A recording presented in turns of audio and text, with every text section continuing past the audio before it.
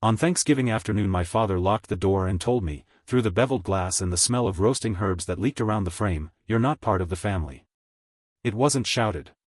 He said it the way you might read a weather report, firm and unavoidable, like the front had already moved in and all that was left was to put away the lawn chairs. His hand stayed on the deadbolt, knuckles pale. The window above the door threw a warped reflection of my face back at me, an impressionist version of myself, elongated, softened, easy to ignore. Behind him I could see the hallway table with my mother's ceramic turkey, the mail basket full of glossy grocery ads, and a trail of pine needles that had fallen from whatever centerpiece she'd arranged this year. I had brought a pie. I held it with both hands, still warm beneath the foil. Heat climbed into my fingers and had nowhere to go. "Dad," I said, but the word showed up late to its own sentence. He didn't answer. He just stood there, the way he used to stand in doorways when he wanted to end a conversation before it started. The house smelled like everything familiar: butter, thyme, the faint singe of a forgotten roll. Familiar, except I was outside. Somewhere deeper in the house, someone laughed. A chair leg scraped against tile. My mother's voice floated down the hallway, too far away to resolve into words. In the bevel of glass above the latch I watched my breath bloom and fade. "I brought the apple cranberry one," I tried again, because sometimes a detail can be a bridge. "The one you liked last year." He glanced at the pie the way you glance at a stranger's luggage. His mouth tightened, then relaxed into the weary patience he reserves for traffic and leaky faucets. "You should go," he said. "We're keeping it simple." Simple. I could hear the turkey basting itself in the oven, the low conversation of people setting a table. I pictured the gravy boat with the chip on its lip that we turned toward the wall every year so it wouldn't show in photos, the napkin rings from a discount bin my mother adored anyway, the cards my niece always made, each one a rectangle of crayon gratitude. I had been part of those photos. I could point to a chair and say, "That one." I knew which fork was mine because I always claimed the one with the tiny bend near the tine. He looked over his shoulder then, as if checking whether a timer had gone off, as if this conversation had a polite limit. He came back to the glass. "We don't want trouble today," he said, and the "we" was heavy with committee work I hadn't been invited to attend. "There are a dozen ways to be told you don't belong, but this one came dressed as housekeeping." I nodded because my head had to do something. The pie weighed more every second. "Tell Mom I said Happy Thanksgiving," I managed, and the sentence came out tidy, as if it had remembered to wipe its feet at the mat.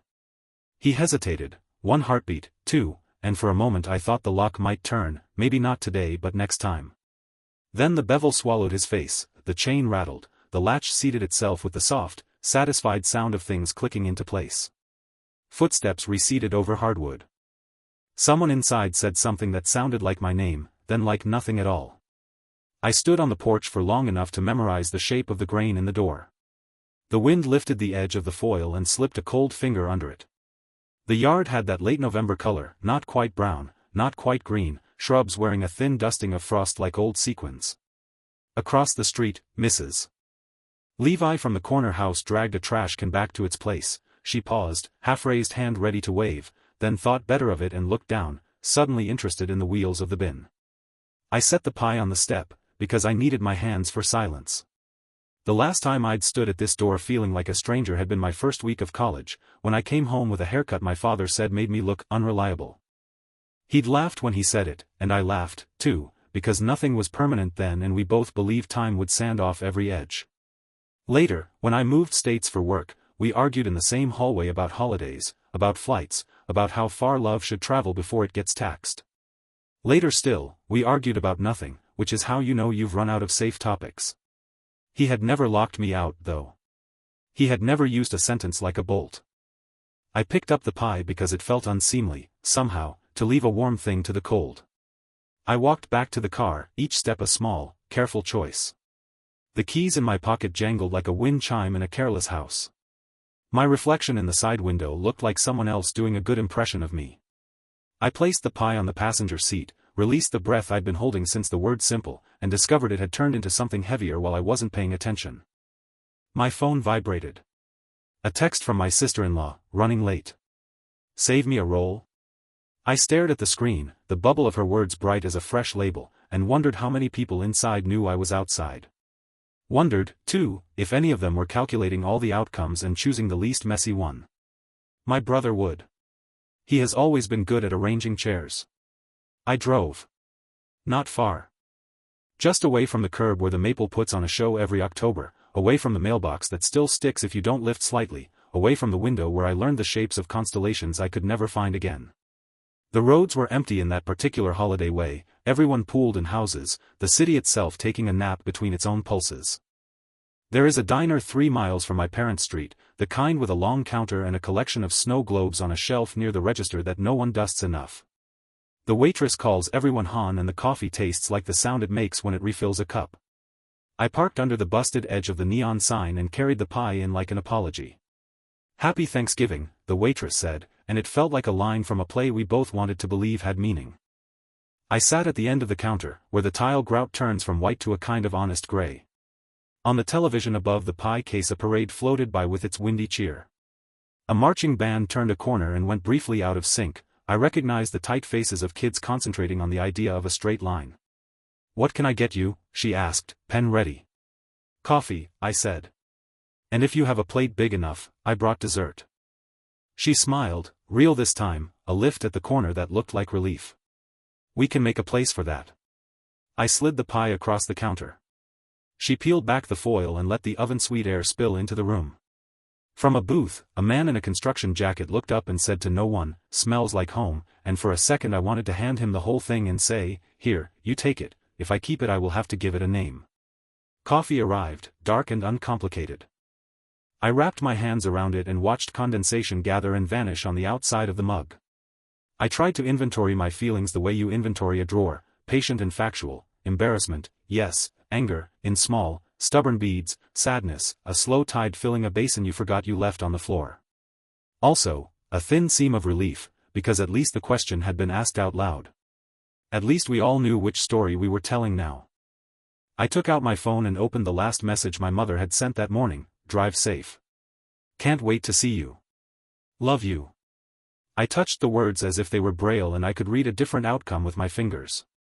I typed a reply, deleted it, typed another, deleted that, too. If she didn't know, I would be the person who ruined the day. If she did know, then the ruin had already been invited, had been given a napkin and a fork. A man sat 2 stools over and ordered a turkey club, because some people like symmetry. He nodded at the pie and said, "Big family?" I almost laughed. "Something like that," I told him. He didn't press. People in diners are good at letting your answers stop where you put them. The waitress cut generous slices, wrapped them in wax paper, and set one in front of me with a conspiratorial tilt of her head that said, "On the house." The crust was flaky in a way that makes you feel competent. I ate slowly, and with the taste came memory like a companion you didn't expect, my father teaching me how to hold a peeler without losing my knuckles, my mother dusting flour across the counter like new snow, my brother stealing slices of apple when he thought no one was looking and everyone was, the year the oven died and we improvised with a neighbor's kitchen, carrying pies across the street like sacred offerings. We were a chorus then. Today we were a solo. The coffee cooled. The parade gave way to football and men in suits talking about things they could not control. I texted my friend Mark, who lives alone across town and has kept me in his orbit by sheer stubbornness. "Change of plans. Free for lunch?" He replied in under a minute, "Always. My place or yours?" He knows when to ask the right size of question. "Yours," I wrote. "I have pie." "Then you have rent," he wrote back. "Bring the lease." I smiled because there are people who make light and somehow it warms you instead of blinding you. I paid, left a slice for the waitress, 2 for the construction jacket and his companion, and took the rest to the car. As I slid into the driver's seat, the foil crinkled like a closing page. On the way to Mark's, I passed a park where a group of people had gathered under the big oak with folding tables and foil pans. A cardboard sign on a string read "Community Dinner." A woman in a bright scarf waved cars down, pointing them toward the side entrance. I thought about circling back. I thought about giving them the pie and staying to pour cider until the sun got tired. I didn't stop, not that day. But I tucked the thought away, a small, clean idea that didn't ask permission from any door. At a red light I practiced saying the sentence out loud, "You're not part of the family." It sounded different in my mouth than it had in my father's. Less like a verdict, more like a challenge. What is family, then, if not the people who open a door? What is family if not the ones who make a place at the counter and say, we can make room for that? By the time I reached Mark's building, the air had thinned with evening and the windows along the block had settled into their soft squares of life. He met me in the lobby, grabbed the pie with exaggerated reverence, and said, at last, the guest of honor. His apartment smelled like pine tree candles and laundry.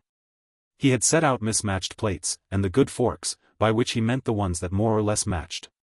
We ate. We talked about nothing urgent. He did most of the talking, on purpose. When I finally told him what had happened, he listened without posture, elbows on the table, head cocked the way a dog listens to rain. When I finished, he said, I'm sorry, and then, after a moment, that must have hurt. It was the only thing that didn't feel like strategy all day. It did, I said. It does. You can stay here tonight, he offered, or next week, or whenever the word family starts acting like a door again. I nodded. I might take you up on that. We washed dishes. We took turns with the towel. He sent me home with his Tupperware because he doesn't trust me with his glass ones. I promised to return it full of something that would make us both feel competent. When I finally lay down in my own bed, the ceiling had the same cracks it always had, but they didn't make shapes anymore. Just lines that went where they needed to go. Sleep didn't arrive the way it used to, but it arrived. In the space right before I drifted off, I thought of my mother sliding my photo behind a centerpiece, my father's hand on the deadbolt, my brother arranging chairs, and I thought, a door can keep a storm out, yes. It can also keep a rescue from coming in. Somewhere between those two truths is a house worth standing in. Tomorrow, I would decide whether to knock again. Tonight, I let the dark be simple, and the word family be something I would learn to pronounce in a different room. The morning after Thanksgiving, I woke to the sound of rain pressing against my bedroom window. It wasn't the dramatic kind that rattles glass and floods streets, just a steady, deliberate drizzle, persistent enough to erase the edges of the world. I lay there for a while, staring at the faint hairline cracks in the ceiling, feeling that small hollow in my chest left over from the night before. It was the same sensation you get when you wake from a dream that had been good, only to remember it wasn't real. There were no messages on my phone.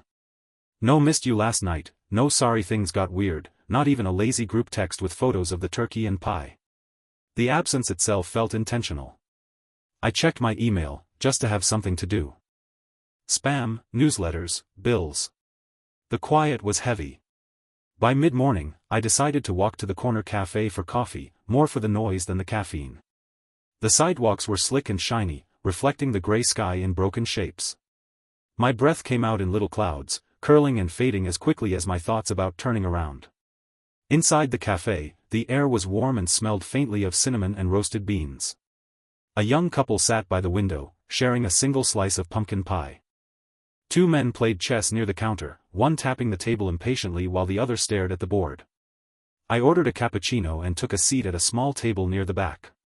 From here, I could watch the door without being watched. I have always liked that position, it lets you notice things without the burden of participation. Halfway through my drink, my phone buzzed. My mother's name on the screen. I stared at it for a long second before answering. Hi, Mom. Her voice was careful. Hi, sweetheart. How are you today? Fine. The word was flat. I didn't mean it to be, but it landed that way. I'm sorry about yesterday, she said. There was a pause after the word sorry, like she had expected me to fill it. When I didn't, she went on. Your father he wanted things to be calm. He thought that locking me out would make things calm. I said, not loud, but enough to make a man at the next table glance up briefly. It's not like that, she said quickly. We've all been under a lot of stress. Your brothers. Don't, I said. Don't turn this into something about him. You could have opened the door. She didn't answer right away. I could hear the soft, distant clink of dishes on her end of the line, and I pictured her in the kitchen, phone tucked between her ear and shoulder, drying plates while staring out the window. I didn't know what to do, she said finally, her voice smaller now. When we hung up, I sat there for a while, letting the coffee go cold. She hadn't asked to see me. She hadn't suggested we talk in person. It was as though the phone call had been enough to tick a box in her mind, reached out, done my part.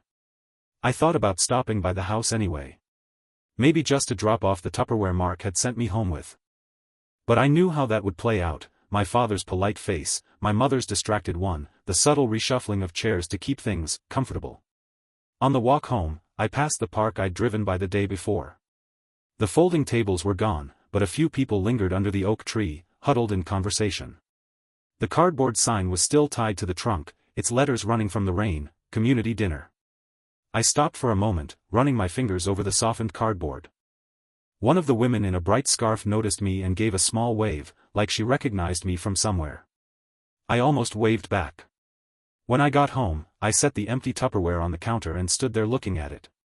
My father's words from the day before came back to me, "You're not part of the family," but this time they didn't sting in quite the same way. They just sounded factual. Like a label on a jar that had been there all along, and I'd only just now read it. The rest of the day passed in small, unremarkable movements: laundry, dishes, a half-hearted attempt at reading. The rain never let up. That night, I called Mark. "You busy?" I asked. "Never too busy for pie," he said. "I'm out of pie." "Then come over anyway."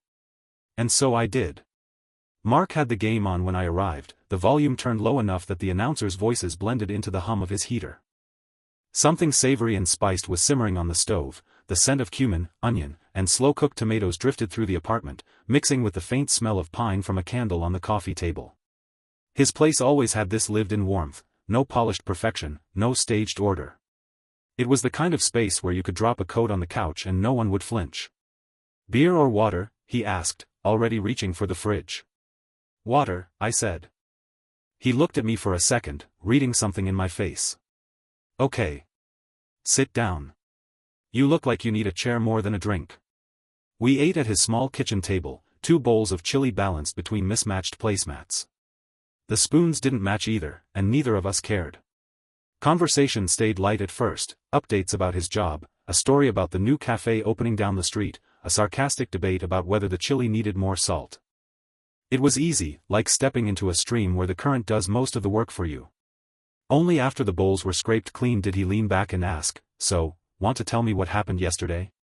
I told him. Not in a flood, but piece by piece, as if saying it too quickly might make it harder to breathe: the locked door, my father's flat voice, my mother's call that felt more like a formality than a conversation. Mark didn't interrupt. He listened the way some people watch the weather, paying attention to both the forecast and the clouds in front of them. When I finished, he shook his head slowly. "That's rough," he said. "But you know, being blood doesn't automatically make someone your people." I thought about that phrase, "your people," on the way home. My people had always been defined for me by other people, same last name, same holiday table, same set of stories. The idea that I could choose them, or find them somewhere else entirely, was strange. Unsettling, but also freeing. 2 days later, I was walking past the park again. The oak tree stood bare now, its leaves scattered across the grass in damp piles. A few folding tables were set up under its branches, covered with thermoses of coffee, boxes of bagels, and paper cups. The woman in the bright scarf spotted me. "Hey," she called out, her voice carrying over the wind. "You here to help?" I hesitated only a second before nodding. "Good," she said, waving me over and handing me a stack of cups. "We're serving until noon. Cream cheese is over there. Don't be stingy with it, nobody likes a dry bagel." It was simple work: pour coffee, slice bagels, keep the table tidy. But as the morning went on, I noticed how each interaction felt different from what I'd been used to. People came in with open faces and left with full hands. No one asked me who I was or why I was there. No one cared about where I'd been the day before. An older man in a wool cap told me he'd been coming here every Saturday for years. A young mother balanced a toddler on her hip while taking a coffee, smiling in that grateful, tired way I've seen in airports at 3 a.m. Someone brought a bag of muffins from a bakery across town, setting them on the table like treasure. Halfway through, the woman in the scarf came over and said, "I'm Lillian." I shook her hand. "I'm Alex." "Well, Alex," she said, "you pour a good cup of coffee. You should come back next week." By the time we packed up, my fingers were stiff from the cold but my chest felt strangely lighter. On the walk home, I kept replaying her words, not because of what she said, but because she'd said them without hesitation. She didn't need to know my history before making room for me. That night, Mark texted, how's it feel to find a table where no one cares who you are as long as you bring the cream cheese? I stared at the message for a while, then typed back, feels like I might finally be sitting in the right place. The following Saturday, the air had that brittle winter sharpness that seeps through your coat no matter how tightly you wrap it. The park's grass was stiff with frost, crunching under my boots as I walked toward the oak tree. Lillian was already there, scarf even brighter than I remembered, her breath visible in quick bursts as she hauled folding tables from the back of a van. I joined her without a word, and she handed me a box of bagels with a grin. "You're officially a regular now," she said. We worked in quiet rhythm, cups stacked, thermoses filled, cream cheese tubs opened and arranged like little white suns on the table. By the time the first trickle of people arrived, my hands were numb but my mind was steady. Halfway through the morning, I saw him. My brother. He was crossing the park with his youngest daughter perched on his shoulders, her red mittens flapping like tiny flags against the winter sky. For a second, my brain refused to connect the dots. This was my space now, the one place I hadn't expected to see any of them. He stopped a few paces from the table, eyes narrowing as if to make sure he was seeing me right. "Alex?" "Morning," I said, keeping my voice neutral. I kept my hands busy pouring coffee for the man in front of me. "What are you doing here?" he asked, adjusting his daughter so she could slide down. She landed with a soft thump on the frosted grass, immediately distracted by a cluster of other kids chasing each other nearby. "Helping," I said simply. "What about you?" He looked almost sheepish. "My wife's cousin organizes a food drive here every December. We came to drop off some donations." Lillian appeared beside me, her eyes flicking between us. "Friend of yours?" she asked. "My brother," I said. The word felt odd in my mouth, neither bitter nor warm, just factual. For a few moments, the air between us was full of everything unspoken, last week's locked door, last year's missed calls, all the times we'd stood in the same room but on opposite sides of something we couldn't name. Finally, he said, "Dad didn't mean for things to get ugly." I kept my eyes on the coffee cups. Then he should have opened the door.